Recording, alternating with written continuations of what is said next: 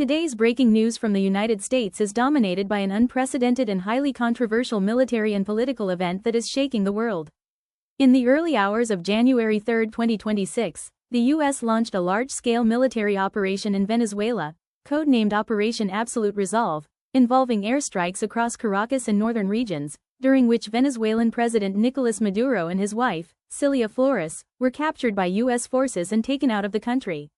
The couple was first transported to the USS Iwo Jima and then flown to New York, where they are now in federal custody and will face criminal charges including narco-terrorism, conspiracy to import cocaine into the U.S., possession of weapons, and other serious offenses in the Southern District of New York. This transfer represents the execution of an outstanding arrest warrant filed years earlier. Wikipedia +1 U.S. President Donald Trump publicly announced the operation and said the United States would run Venezuela temporarily to oversee a transition, rebuild oil infrastructure and support economic recovery, although he did not outline detailed plans for governance or how long such an involvement might last. Trump characterized Maduro as the head of a narco-terrorist network responsible for flooding the United States with drugs and defended the action as a lawful effort to bring a criminal to justice. Wikipedia. The operation marks one of the most dramatic uses of U.S. military and law enforcement power in decades and has sparked intense debate at home and abroad.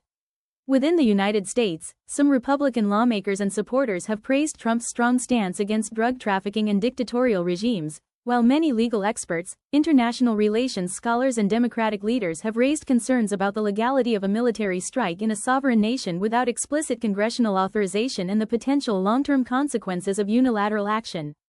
Questions have been raised in Congress about executive war powers and constitutional authority. AP News. Internationally, governments and global organizations have reacted with sharp criticism and alarm.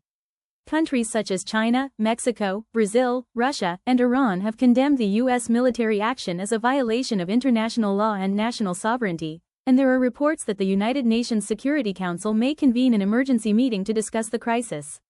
Some nations, like Argentina, have expressed support for the ouster of Maduro, while others emphasize diplomatic solutions and peaceful transitions. European responses are mixed, with some leaders urging restraint and adherence to international norms.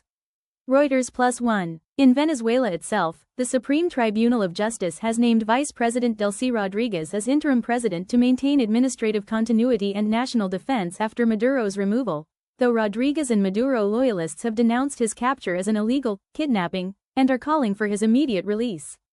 Wikipedia. The situation continues to evolve rapidly, with Maduro expected to make his first court appearance in Manhattan this week, widespread global diplomatic repercussions unfolding, and political leaders in the U.S. and around the world weighing the implications of this unprecedented intervention.